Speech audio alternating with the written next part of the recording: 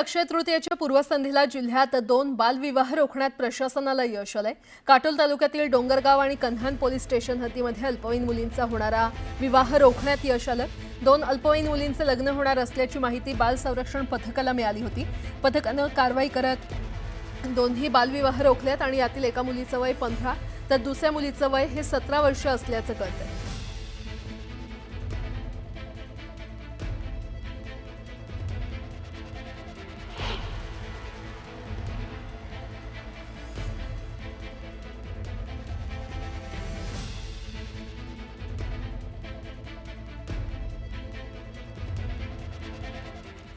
दरम्यान अक्षय तृतीयेच्या दिवशी होणारे बालविवाह रोखण्यासाठी नाशिक जिल्हा प्रशासनाच्या वतीने हेल्पलाईन नंबर जाहीर करण्यात आलेला आहे। गेल्या वर्षभरात जवळपास 89 बालविवाह रोखण्यात जिल्हा प्रशासनाला यश आलंय। जिल्ह्यामध्ये बालविवाह होत असेल तर 1098 म्हणजेच 1098 वर संपर्क साधण्याचे आवाहन पोलीस प्रशासनाच्या वतीने करण्यात आले। बालविवाह हा कायद्याने गुन्हा आहे, त्यामुळे अशा प्रकारच्या घटनेत कठोर कारवाई करण्याचा इशारा जिल्हा प्रशासनाच्या वतीने देण्यात आला।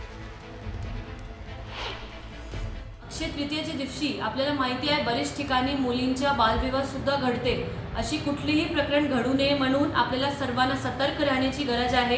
कुठलेही प्रकरण जर आपल्या लक्षात आलं की असं होत आहे तर 1098 1098 हे जे हेल्पलाईन नंबर आहे याचा वापर करून आपण इमिजिएटली आम्हाला कळवा, प्रशासनाला कळवा की असं होत आहे। आमची टीम लगेच तुमच्यापर्यंत पोहोचणार।